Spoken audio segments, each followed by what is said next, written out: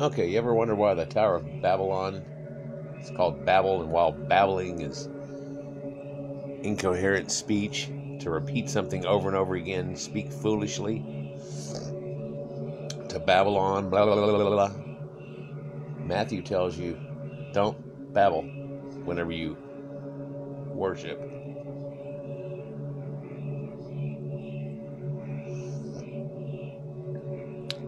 Listen to repetition in prayers they have in some of these places. Kind of sounds like what Matthew's talking about.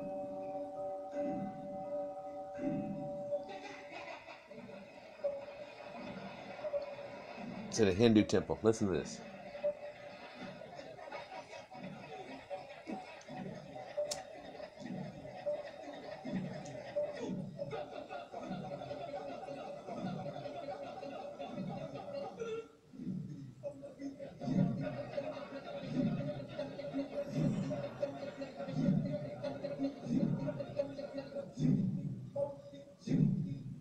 Looks like something out of an Indiana Jones movie, doesn't it?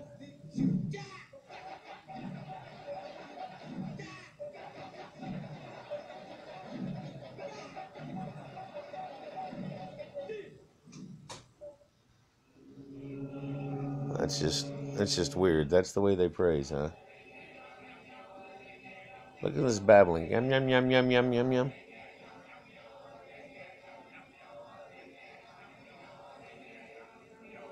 Well, that sounds like babbling. I know you have that old Om Nam Padme Om Nam Padme, but that's just senseless babble. Look, that's what they're trying to tell you. Roman Catholics, they've got all this stuff they got to do and repeat Hail Marys over and over again and do all this and do that. And that just, a lot of repetition there. You got to say, glory to be the Father, announce, and then go through your beads and then do it and do your beads. And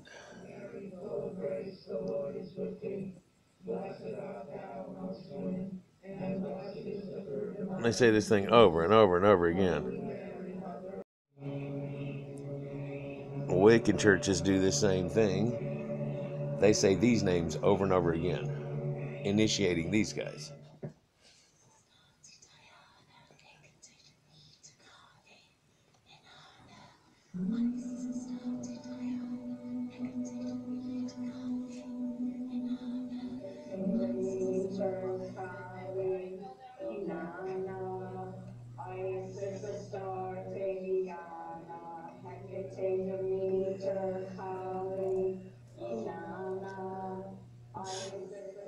Repetitions. What does Islam have? Well, they got to pray 5 times a day, repeatedly each time, in prayer units, over and over. I don't know how they get anything done, but here they are swirling around the cube, looking just like Saturn.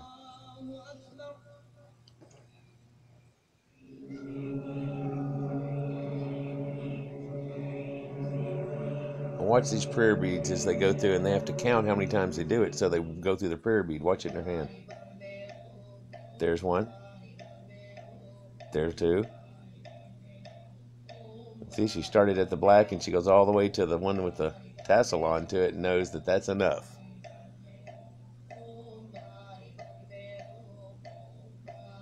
This repetition. This sounds like the babbling that they were talking about, doesn't it? Rose prayer beads on those too. A lot of these people have prayer beads. If you look through it, it's weird. They all have these prayer beads.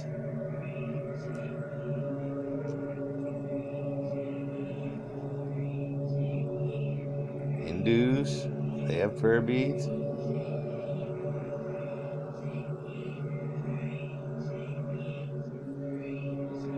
Buddhist mala, they have prayer beads.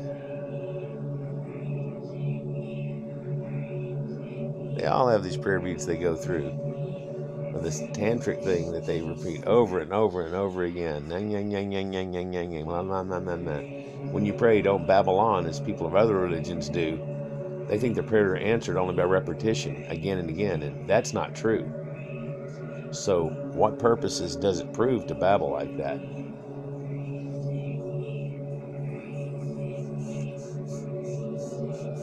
technique here that they repeated techniques by Hitler's people, telling you that it can turn an extremely intelligent man into someone that's manipulated.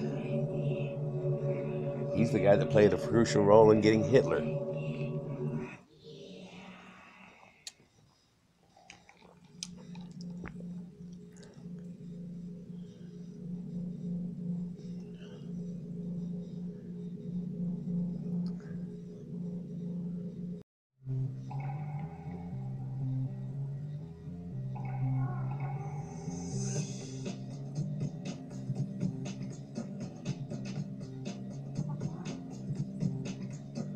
And quite a bit of moon worship has this devil finger thing, this thing we know as this.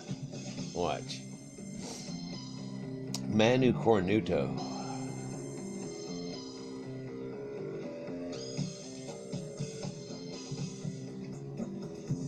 They've got that sigil in all these cultures. Let's look at these hand gestures. They really mean something. You see them in Christ poses and things. There's your two fingers. They're doing this.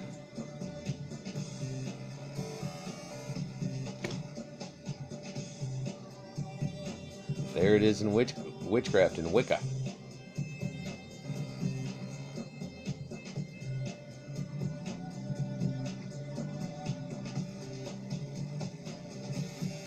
That's what that symbolizes. The goat. People have known this, the bull god or the goat god, but it's the devil.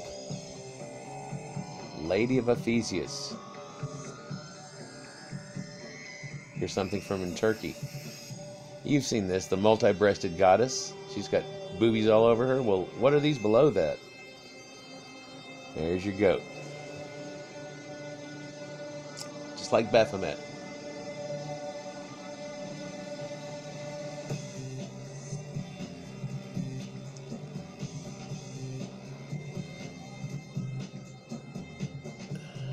Yeah, we can't miss that pentagram right there.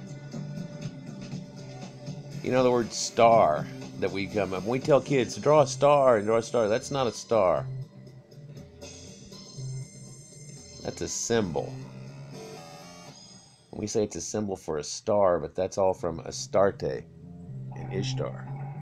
So you can also find that she's got a moon symbol. See the crescent below her? See the crescent below her? There's that crescent below her. That's that moon. What does that symbol look like? What is that symbol doing in Islam, people? What if the Islam people know about this connection? Wonder if they would even care. Friday is the important day of the week in the Quran. Why Friday? Well, because that's Freya's day. That's how we got the name Friday. That's where Friday comes from. Look it up. Look at my day of the weeks one. It tells you. It's linked to the planet Venus, Ishtar. It's the reason that you only eat fish on Fridays.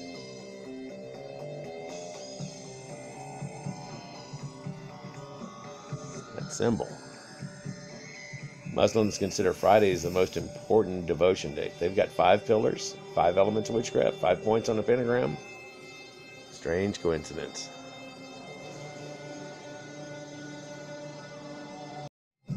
Okay, let's look at this. And who is Allah? In Arabia, it was the female goddess, but they're moon goddesses. Allah was a god of the moon.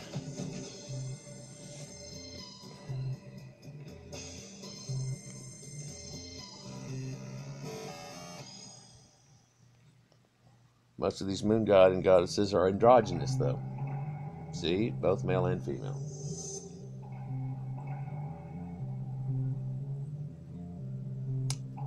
Like Inanna says, though I'm a woman, I'm a young, noble man. That's why Baphomet is shown with boobies. It's that androgynous part. It's not just a male and not just a female entity. Orientals have this also. One kin in female form and in male form. There's that hand gesture.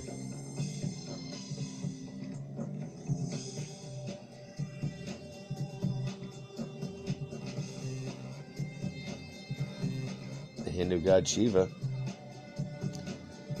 Now that's Neptune, but on his head he has that crescent. Shiva in female form. She's got a lot going on, but she's got that crescent.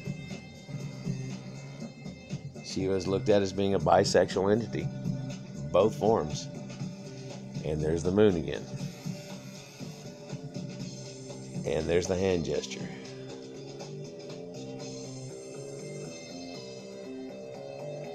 So they look at it as being a bisexual deity. It is that it's the god and goddesses of bisexual people too, supposedly.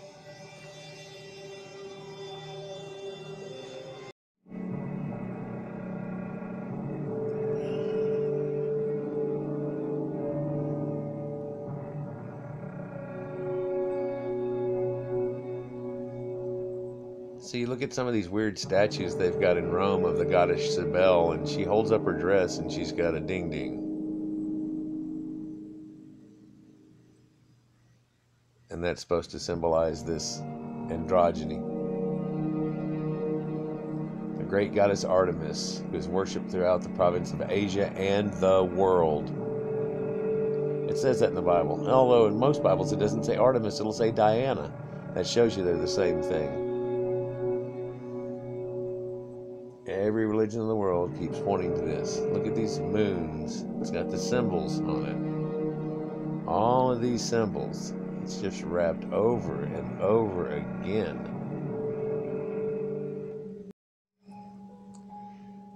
Notice they said that Artemis Diana had fallen from heaven. Then in Revelation and other passages they refer to Satan as having fallen to the earth, that he's the fallen one. And Lucifer was the fallen one. So who was hurled down to earth? Well, Artemis was. Luke, Satan was. And in Revelation, it's apparently the dragon or ancient serpent of old, the moon Artemis, none other than Satan herself.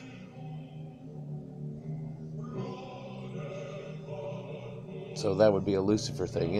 And you notice how in the Bible it says that he shined more than the others. Well, he does shine more than the other planets. He's up closer. He's there. And so are they looking at that? That's the devil looking over us and he's constantly on top of us? Is that what these people are saying?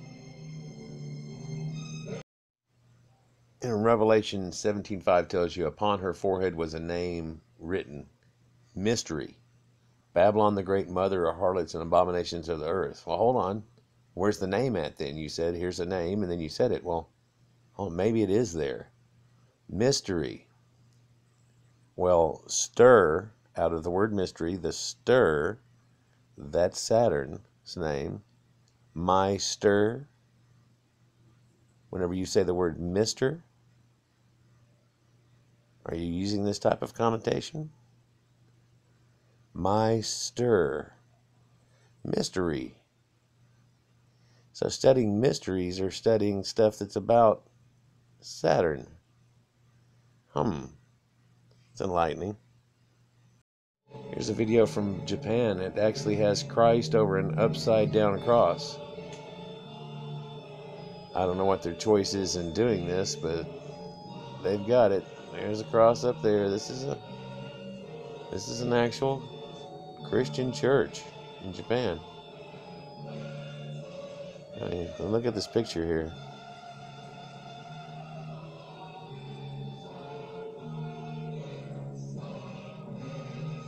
Seems a little odd to have that there.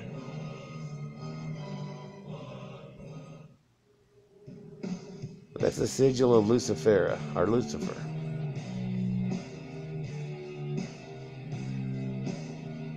Now here's the sigil of the male form. Looks like that.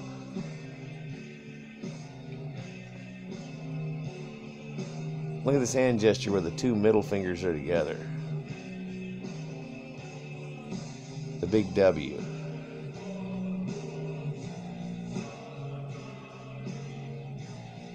And you say this doesn't mean anything, but then why is it in all these pictures done exactly this way? They make sure they do certain things in pictures. All of these artists, thousands of years after Christ, all have this idea. They all know to do the finger specially. They do 2 fingers up. They do 2 in the middle doing it. This is the Pope giving that symbol. You could say it's just a whoopsie thing, but no, it's not a whoopsie thing, people. People are doing this symbol. You know, when you see all this information, it starts doing something to you inside and psychologically, especially if you were definitely into the Christian looking thing. So, you know, you can feel that this is telling you right there. You can feel the chain reaction of electrical impulses, and it gives you an emotion. And notice that emotion that it gives you right there, it seems to be designed specifically to overwhelm logic and reason on your idea of this. You almost need to step away from a second and then look back at it again. Or look at it from a third person's point of view.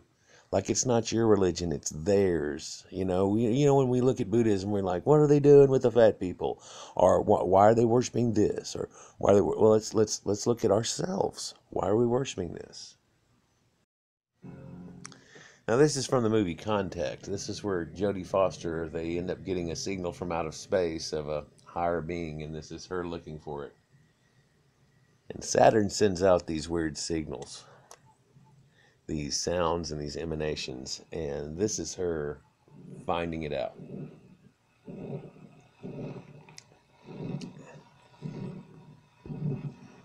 When she realizes something is talking to her. And so Contact was actually done by Carl Sagan, and Carl Sagan and the other scientists there put plaques on the craft that they sent up. Voyager 1 and 2 and so on. And if you remember the old Star Trek movie, they had V'ger, where that had been picked up by some weird entity and turned into something odd. Let's take a look at this. It's showing the people.